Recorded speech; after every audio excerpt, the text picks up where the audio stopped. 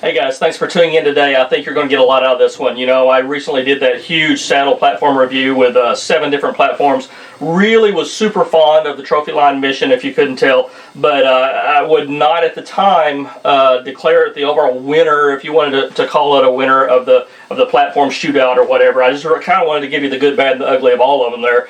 But I did really like the mission. The problem with it is this big hump right here. And if you've seen the video review, you know my thoughts on that. It also did not come with very good straps, which you don't really expect it to a lot. So what we're going to do is we're going to take the Trophyline mission today, and we're going to turn the mission into magnificent. That's the goal today. I've been thinking about this. I was actually in bear camp, took my son up to New Hampshire, hunted with a friend, and struck out there, but had a good time, and it gave me a lot of time hanging in a saddle to think about how I would modify this, or maybe not modify the platform as well, but maybe retrofit something around it a little bit. So stick with us, and you'll see what we do, and I'll lead you through the whole process and take you exactly step by step, show you the tools you need, the materials list, everything, give you links in the description. And I don't think we're going to spend a lot of money, and I think we'll make this really good and kill a couple birds with one stone. So stick around.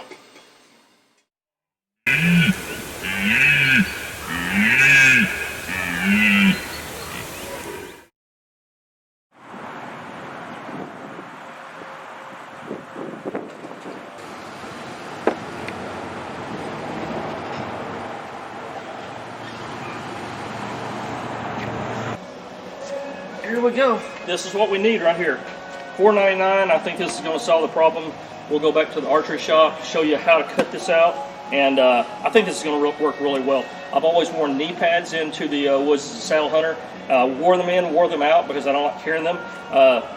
Did not want to strap a pad to a tree because it's one more thing to carry. But if I don't have to carry it, I think this will be the ticket. Okay guys, we're back at the home archery shop with our $4.99 Menards foam pad.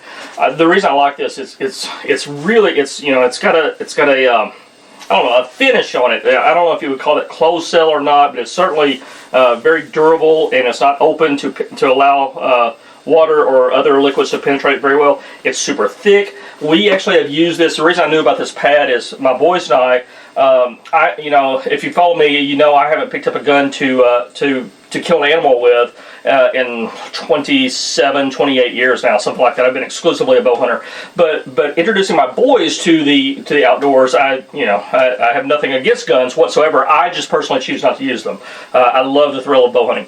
But introducing my boys into hunting, we got them into gun hunting, and I've got a couple ladder stands on one piece of private property we've got access to, and the foam pads out there, squirrels eat them away and everything. So we found these, and we carry these out to the woods with us when we go, if we're going to sit those ladder stands and gun hunt that piece of property with my boys. Now my oldest has already made the decision. He's transitioning into 100% bow hunting. So and my little guy, he's actually going to be featured on this channel a lot this fall, hopefully, as a bow hunter out of a saddle. So it'll be pretty cool. I'm really looking forward to that. So again, $4.99 out of Menards, and we're going to take the tags off, and it comes with this little Velcro strap. We'll do away with that. So this is what we'll use. Going through the rest of the materials list here. This is actually straps. I can't remember if we put this on a materials list or not. With Zach Owsley of Aerial Assault, he's got a YouTube channel. He actually came to my house. He actually sat right here, and we filmed how to make a Kydex holster for Wild Edge Steps long time ago. And these are the straps we used that we bought and used for that. They're Magarrow, M-A-G-A-R-O-W. We bought them off Amazon. I'll put the link in the description below. There's 6 of them. There's 2 black, 2 olive, and 2 khaki or tan. They're 78 inches long by 1 inch wide, and so we're going to use those. And then I actually mentioned these and listed these in the saddle platform review video, but we'll show you again. These are US Peacekeeper backpack straps, and they were $9.99 off Amazon. I'll give you the link to those as well. So again, US Peacekeeper backpack straps. We've got the $4.99 Menards foam pad. We've got the Magarrow nylon webbing straps, and then we're going to try to make our cuts with a just a Javalon knife, like you would, skin a coyote or field dress a deer with. A lot of people have these around the house, so I won't leave a link to that for you. I don't know, I guess I could, but surely you know where to get a Javalon knife. You probably got one sitting around. So anyway, and then we're going to put this together. Now, there is two ways you can carry this. There's a way I'm going to build and show you this, and obviously you can put this in a backpack, and you won't need to do all this. So like I said in the saddle platform video, this would all be a moot point. You do not need to have backpack straps. You don't need a foam pad. The hump is no big deal if you're putting it in a backpack. So let's show you that real quick.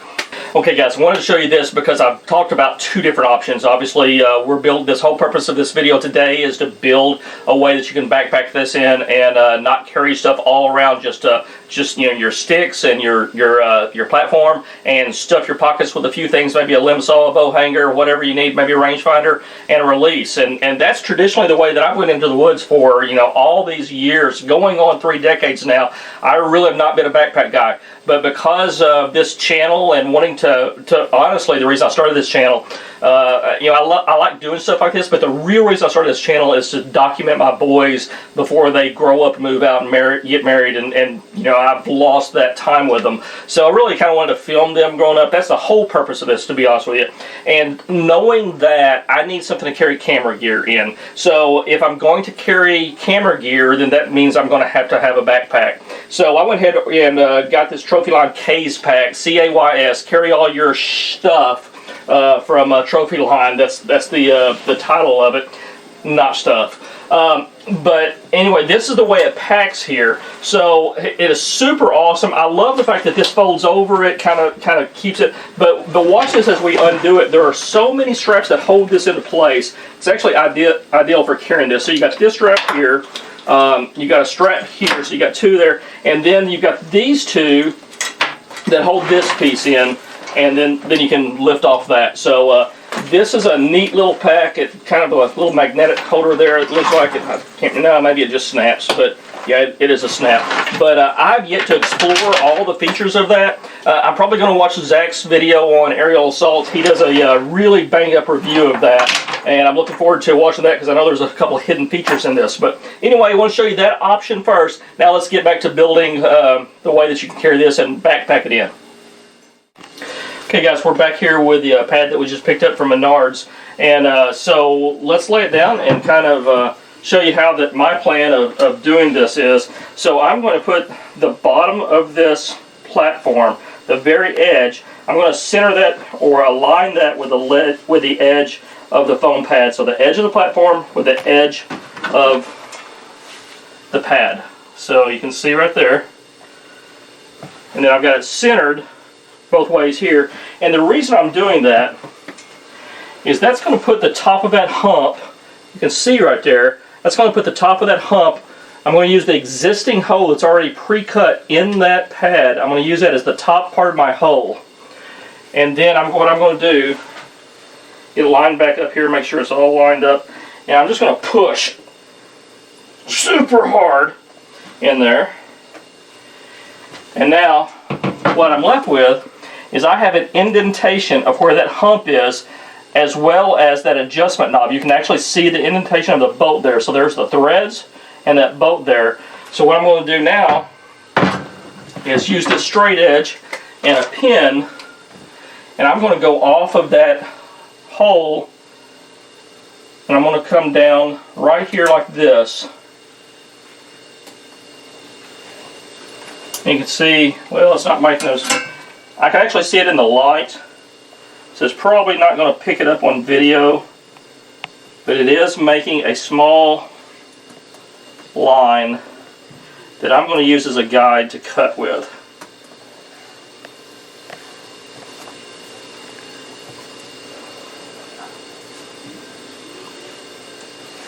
I think if I just go over it a couple times, there you can see it is making a line there. It's actually transferring ink, barely. Okay, and then I'm gonna put this steel rule about parallel with the bottom of that, kind of eyeball it here. and draw me a line across. Okay, so what I've got now is a line here, a cutout, a outline of where I want to cut.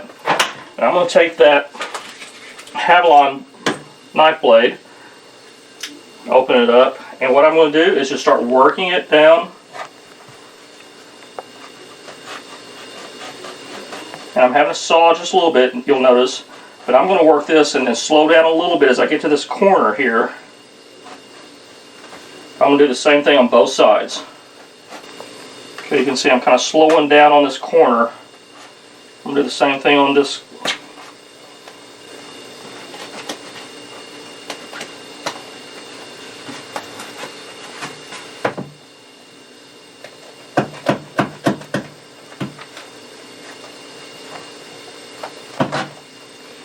Okay, so we've got that removed. So now let's set this in here. And good, you can tell it is sitting. Look, it's sitting flat. If you look real close, and you can zoom in here, look at how the whole platform is resting up against that pad. Okay, that means that my cutout has worked exactly the way I hoped, because it's all flat. Okay, and you can see this side is just enough to let that adjustment bolt slip in. Of course, I could have probably spun that adjustment bolt way up if I'd wanted to, but then I would have had to re-lengthened it every time I got on a tree. So it's kind of better for me to just go ahead and put it the way it's going to be on a tree. But so we've got to cut out for that hump. And so what we're going to do now, obviously, is we need to cut a couple holes for straps in here. And what I'll do is I'll position those. I'll figure out exactly where, because I don't want to cut out a hole and then have the platform over that hole, which you see that a lot of times in manufacturing when people don't, slow down and do it right. So we'll find out where to cut our holes. We're going to put our straps on, as I showed you before.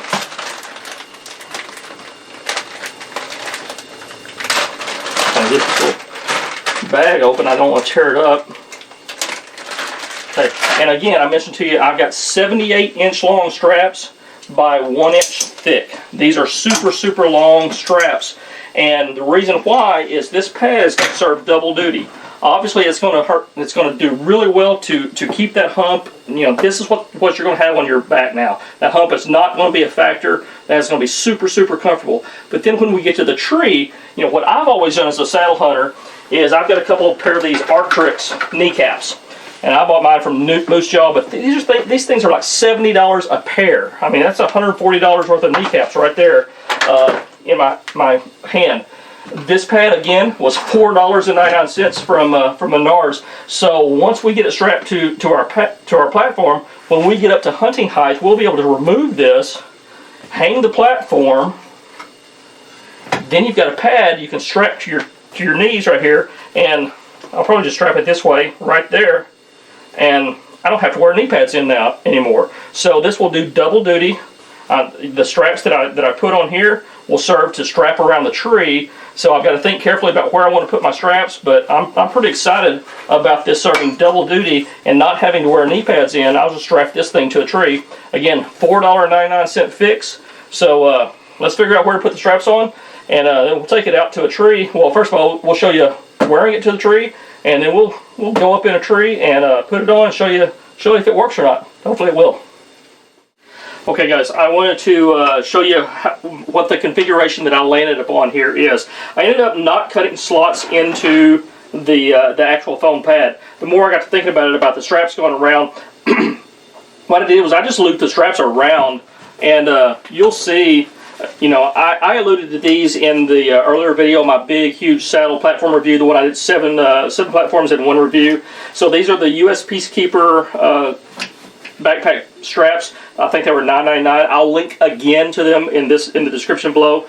I'll also link to the foam pad here. But you can see I just wrapped around and around and just buckled it up and cinched it tight. And so there's really no need to have to cut any more slots. It does a really nice job here. It leaves room for the backpack straps on here, and you'll also see that it also it leaves the little notches free, so that if you want to utilize Trophyline's mini sticks by Novix. You can put those on here as well. So I will probably be doing that in the future. But I know one thing that somebody's going to look at this and go, oh my gosh, that looks so big and bulky. What does that thing weigh? I know that's coming. So let's just go ahead and show you real quick.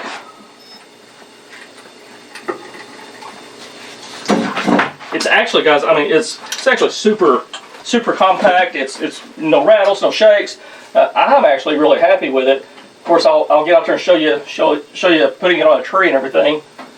So let's stop it here. Okay, it is 7.04 pounds, 7.0 pounds. So if I remember right, what was the Predator was 4.0, the Predator XL. This is 7.0. That's with a pad, with the accessory aftermarket shoulder pads. It's 3 pounds heavier. So, and that was without a strap for those guys. This one, well, it doesn't have the strap on it as well right now. So, anyway, let's show you. This is actually super easy to put on, super compact. I'm really happy with it.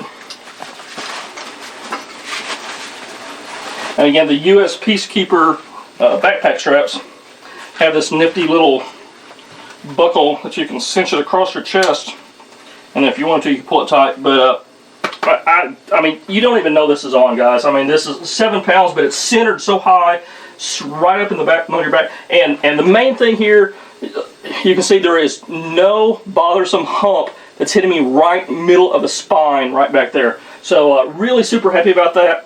Let's go put it on a tree. I'll show you taking it off and wrapping the pad around the tree. I think it's going to be a home run for what I'm looking for. Hopefully it helps you guys out too.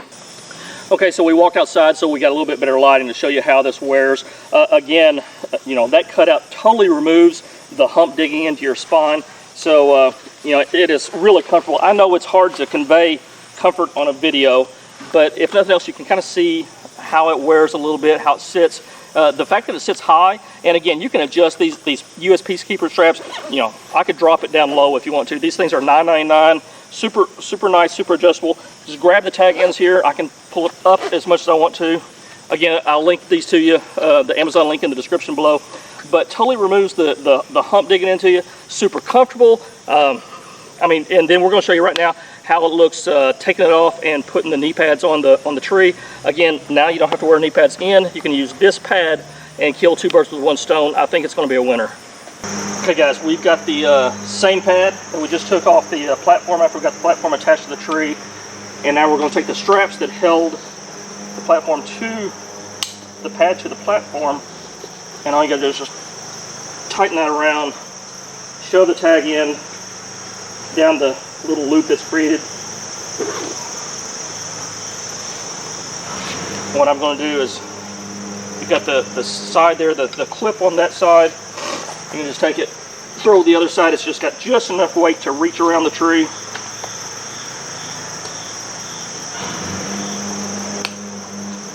Then I'm going to slide it around so that my knees aren't touching it.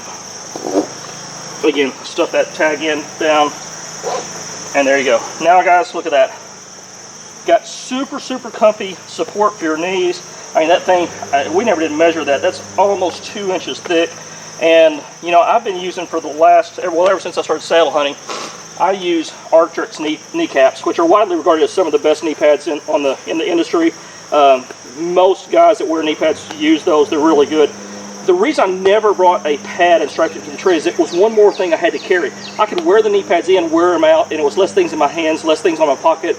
I'm not a real good big pack guy, so I didn't want to carry extra stuff. Now with this concept, I'm not carrying extra stuff. It is serving double duty. It's supporting, it's eliminating the hump on the back of the Mission.